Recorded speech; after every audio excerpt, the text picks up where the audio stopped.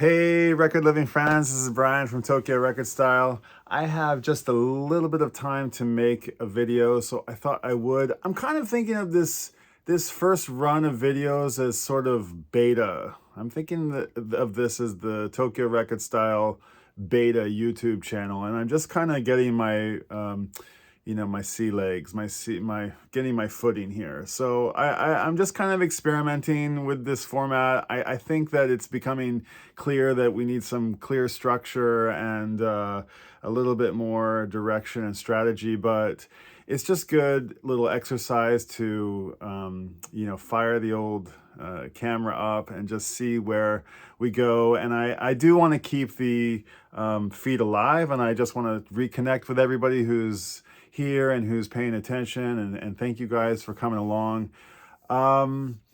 There was a couple things that I just thought I'd bring up on this this log, and that is that I've got like 6-7 people in the queue right now to be featured on Tokyo Record Style. Now, if you're just visiting here for the first time, this is part of the Tokyo Record Style photography project where I've document people on the streets with their recently scored records. I spot I spot people carrying their record store bags. I've got a giant stack of them right here. In Japan, when you visit a record store, most of the stores have their own custom record store bags. Someday, I've actually already done a video about all the different record store bags. I'm going to come back to that in a second. But I spot them on the streets, and then I approach them and I say, "Hey, are those records? I think those are records, aren't they?" And they suspiciously say yes, and then I end up talking to them and taking their pictures. Now, I'm a writer. So I don't know where I get that gene from. Well, I know where it comes from. My grandfather's a journalist. Both my grandparents are journalists, and writing was just important in my house. And there was a time in my life where I was an avid, book devourer reader. And now I think of, I find it hard to find the time to read as much as I'd like to. But I love writing. I've been bitten by the writing bug. So I do love to write. And so much of what Tokyo Record Style is not just these photos, but it's an opportunity for me to share my stories and my writing and just flex that muscle. And I get a great deal of satisfaction from writing stories about the individuals that I photograph. And I've gotten a lot of wonderful compliments. Thank you to anybody who's said, "I love the photos, but I really love the stories," or "the stories are really fun to read," or "the stories are really hard to read," or "there's just this stream of consciousness that I can never quite get through," or, everybody has a different reaction, but I'm really thankful for everybody, to everybody who's taken the time to read the stories. I really do like writing them, and I think without them, the photos just, I'm longing for something more. So often when I meet people on the streets, they're very gracious with their time. Most people are very willing to talk, and once they find out that I love music and that I collect records too, they're very willing to open up and share about what they love about records, what music they love, why they started collecting records, and we end up having this really great conversation. Other times, I get people, in between appointments, and they're like, "Yeah, I love the idea, but I got 2 minutes. Like, if you can do it in 2 minutes." And 2 minutes really isn't enough time to have a meaningful conversation with somebody, but I can pull something out of thin air. Something will come to, I don't know how to explain it exactly, but maybe it's something like songwriting, but once you start playing with that primal goo of creativity, somehow things coalesce and you end up I can come up with something. But I usually have to pull on a memory or an experience or a thought or a philosophical idea, but usually I can come up with something. But what's really interesting is that even if I don't get very much from the person who I photograph, I do photograph the records that they are showing me in the series. And as you hopefully know, I go back home and I catalog those findings and I upload them onto Discogs. Just search for Tokyo Record Style on Discogs. If you don't know what Discogs is, it's the database for all records. There's been 1 million pressings of Sgt. Pepper's, and if you want to know exactly which pressing you got, You know, each album has a little index number, and there's on the inside of at the bottom, at the end of the record, right before the label, there's some numbers and there's some codes, and like you can find out. Actually, Discogs is built really well, so you can type in any one of these sort of index or matrix numbers, and it will likely pull up the right entry. And the entries are all created by individuals like us. It's like a crowdsourced database. And sometimes you have to compare, well, my label's white, but this one's sort of off-white, or, oh, there, you know, and you kind of have to go through 20 different ones before you find your specific album. But then you can add it to your collection, and you can find out what it's been selling for. It's also a marketplace and other things. Anyway, I go back and I catalog the records that I photograph on Discogs, and I also stream them and listen to them. And not only is this an interesting way to discover new music, and also an interesting way to find out what people are listening to, but it's also a beautiful way to connect with somebody through music. Now, I may not have had a deep or meaningful conversation with them, not enough to really know who they are, but when I go back and I listen to the records that they chose to take home, that they could have streamed, you know, on one of the platforms, or could have watched on YouTube. Instead they went to the record store, they found this thing, they said, oh my gosh, this is it, I got it, I found it, I'm taking it home. If I can listen to that record, I find that I'm making very meaningful connections with these people through the music choices that they make. So it's a really interesting way to, you know, to get to know somebody. And so I think that once I listen to these records, I have a little bit more meat, a little bit more fat to chew on, to write something. And in the case of the next person in line, Dylan from Edmonton, Canada, who I met in Shimokitazawa, he's got 3 records that I photographed that I've never heard of and I've never listened to. I actually had selections from Emerald Webb. Emerald Webb was is a living artist who makes ambient and sort of peculiar soundscapes and synth soundscapes. It's very cool. It's not something that I would go to. A thought that I had was that if I had more time, that would be a world of music that I would love to go explore. And thankfully I've got 2 more recommendations, and I really want to share Dylan's post today so I can share the next person's post tonight, so I can share the next person's post tomorrow. But I feel like it's cheating myself, and it's cheating Dylan, and it's cheating you to just post photos. And I really do want to write the stories. And if you connect with the stories, and if you like the stories, leave me a comment and let me know, because I mean, I'll probably keep doing them whether you like them or not, because I like doing them. But I just feel like I'm not going to cheat myself out of it. I'm going to listen to these records because I'm curious about them, and because I'm curious about Dylan, and I'm going to keep doing that. So I just want to make that quick comment that the reason that they kind of come out slowly is because I'm doing other things and I'm busy, and I really do want to take the time. And sometimes lightning strikes, and sometimes you just gotta wait for the conditions. Another thing I wanted to share real quick is that I scored a nice record this week, and I thought I'd just share that with you. So I went to Big Love Records in Harajuku, Tokyo. Big Love Records is a unique record store in Tokyo. I'm not gonna go on a deep dive into Big Love, but they are, I should know the woman's name who runs it. She's very endearing and charming. She's a great personality. I think I've mentioned her here on YouTube before. But their record shop is sort of a cross between a record shop and a select store, like a gallery boutique select shop where they have cool goods that are all original Big Love record goods. But they've got this really cool font that makes them stand out, and I think it's got the person who designed the logo is connected to Kanye. I think they were designing some fashion together at one point.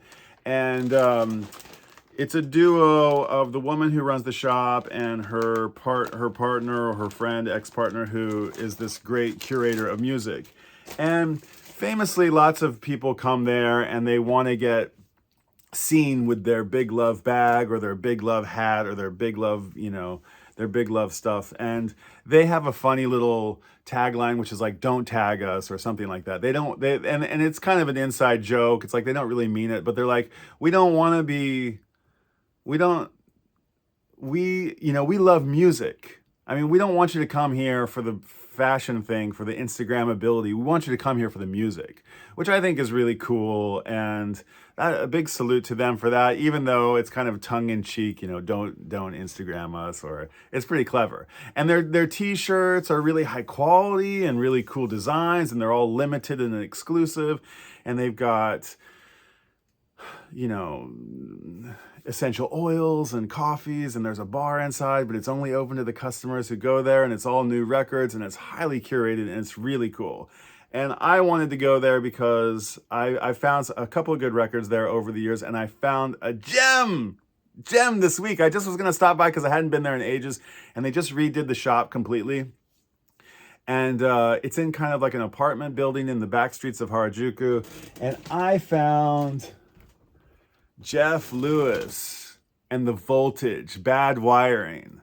Now, you might not know this record, limited edition, poppy red vinyl. The vinyl's beautiful. I've been listening to it nonstop. It's actually spinning on my turntable right now. Just like really nice red wax, you know?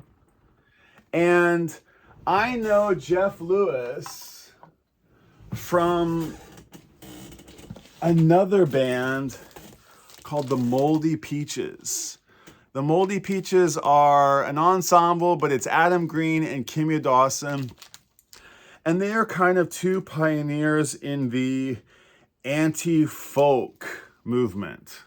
Anti-folk is sort of a nebulous description of a kind of music that's sort of indie punk folk. And it's not really punk, it's not really folk, and I guess it is indie. But they came to my hometown, and they came to my little diner, and I got to meet them and serve them breakfast. And then I went to New York, and I saw one of their shows, and they're absolutely mind-blowing good. They've got amazing songs that are sort of like, they've got this teenage quality about them that are just like this anybody could kind of make the songs that they do, but don't, which is why they are what they are. And I think Kimya went on to like I've got a couple of Kimya records. I've got Hidden Vagenda, and she's just a character. I mean, like, she was, this must have come out in the 2004, when probably the election was happening, the Bush election and the war, and there was probably a movement. This looks like it might be is that a baby picture of her or a doll? And that's her actual face.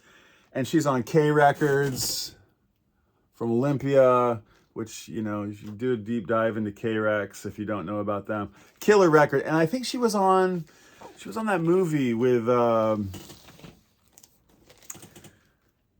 that called? Sunshine something or other. My Little Sunshine or something. It was really great. She had a song on a fairly big indie movie. I've got another one called My Cute Friends, and she's an illustrator and artist, and I mean, there she is. I think she's got probably some interesting background, and she's just really quite a character, and her songs are really lovely and cute, and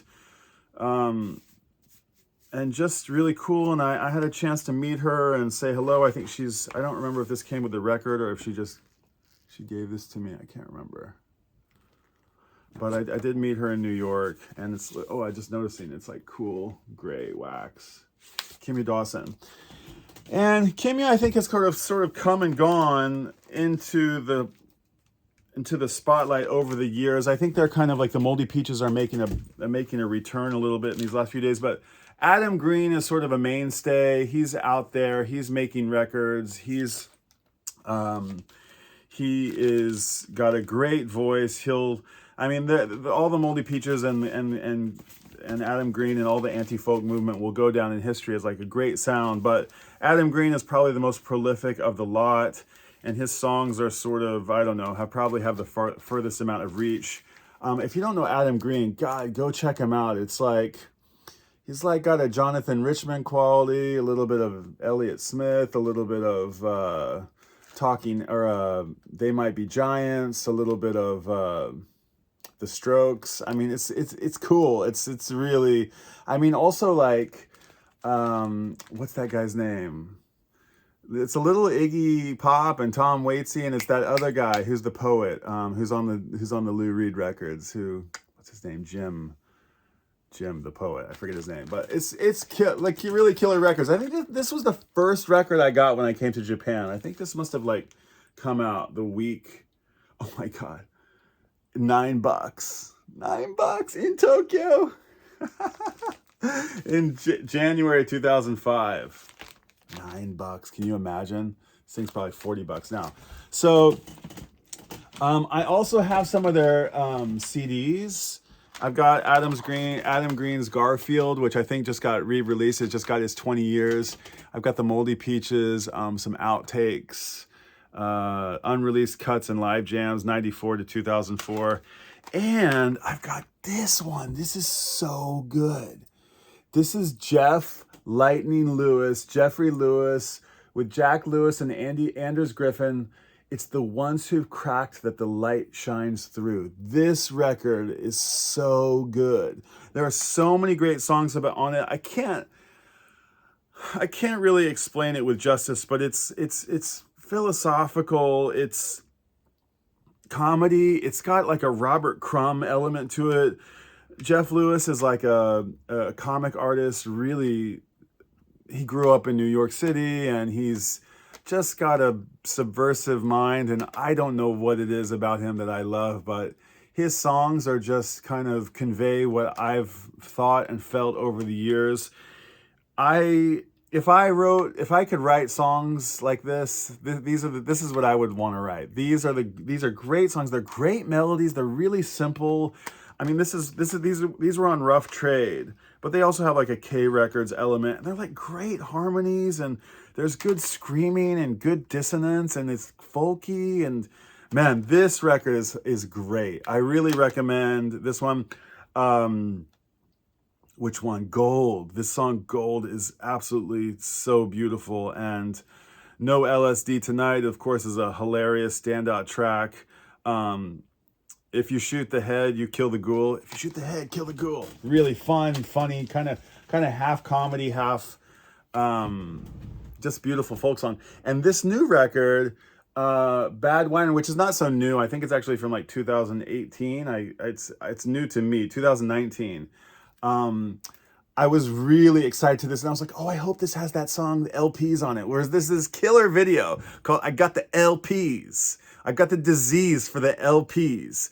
And there's a hilarious video that goes along with it, a great music video that I can totally identify with. He talks about how none of his friends were buying records, and everywhere he went, he just got pulled into the record store, and I was the exact same way. He said, by 1994, I completed all my Zeppelin and Pink Floyd, and just this week I spun Paul Simon's Graceland. And or actually my buddy spun my copy of it, and it said on the label, Amoeba Records clearance, $1. $1. So that's how much I paid for like all my Beatles records and all my Pink Floyd records. $1. It's crazy. But this was really cool. Jim Gaffigan, the famous comedian, has this little bit about, like how when you find a French fry in the bottom of a McDonald's bag, you're like, I ate everything. And then like you find like the French fry gods smile upon you, and they're like, give him one more fry. And you're like, bonus fry. Well, I got this record. I went home, I put it on. It does have that track, the LPs on it. There's this bagler. It's the title, or it's the first track on side 2. It's a great record. I've already listened to it 20 times. But after I listened to it 10 times, as I said, Jeff's a prolific comic artist as well. I found something amazing inside. And it's this highly super gloss. Oh my God, is there another thing in here? Oh, no. Oh, okay, so wait. This is the sleeve. This is the sleeve that it came in. This is the inner sleeve, which is cool. It's got the band. Sorry, guys, I should know your names. I'll learn them eventually. It's got these like cool schematics from behind their head. That's sort of the theme of the album. It's like these schematics, bad wiring, like just crazy, you know, like wiring schematics, which I love looking at, which are so cool. And I pull this out. This is the inner book, you know, the insert. And it is awesome. It's like beautiful gloss. Oh my God, good job on this. Very, very good job on this. And it's got these beautiful illustrations of like the hands and then the schematic version. And then the words are written on here with little blue and artistically done dots. And it's got this like handmade 80s font on it. And it's got like this digital font. And it's got, here we go, Brent Cole, drums and percussion, Mem Paul on bass, keyboard, pianos, and vocals, Jeff Lewis. And I loved, there was something I saw on the back. Let's see. 11th Hour Power, David Berman, Guru Brian Speaker. It says here on the back, record recorded March 3rd, 4th, 5th, 6th, 7th, and 8th, 2018 at the studios. And it says here, asterisk, intended to have one more day to work on, but flight from New York City to Tennessee on March 2nd was grounded because of storms. I mean, it's just like that kind of, you know, detail, which I find really funny. There's the Fender reverb, there's the something, I don't know what this bass amp is, and there's the schematics on it, but dude, it opens up and it's like a book. It's like, I love this. It's got all the lyrics. That's the guitar with all the stickers on it. There's the illustration, the schematics. There's this Casio SK1, which I had one of these. I almost bought a new one recently. And the schematics, and it's got all the song titles. And I mean, like, if you look at the words, they're just like, how fun are those to read and how beautiful. And so it's just like, oh man, the guitar, the bass guitar, I don't know what bass that is. But the drums, the pedal board, like, and just these like silly illustrations. Man, I do not have any of Jeffrey Lewis's comic books, but I would love to get one. So I was very, very, very stoked to get Jeff Lewis. There's a download card in here too. To get Jeffrey Lewis and the Voltage Bad Wiring record at Big Love Records. So again, thanks for indulging me on another episode. I hope you will leave a comment and get a conversation going down below. If you like the stories that I'm writing, you know, I really appreciate you commenting on them. If you take the time to read them or struggle through them, just thank you. I appreciate it. Someday I'll have an editor, and you know, we'll make them a little bit more fun and easy to read. And yeah, so please like and subscribe and share. Down more info down below, and click the notification bell. I don't really get notified for anything, but if you're so inclined, please do that. And until next time, I'll see you guys out at the record store. Bye.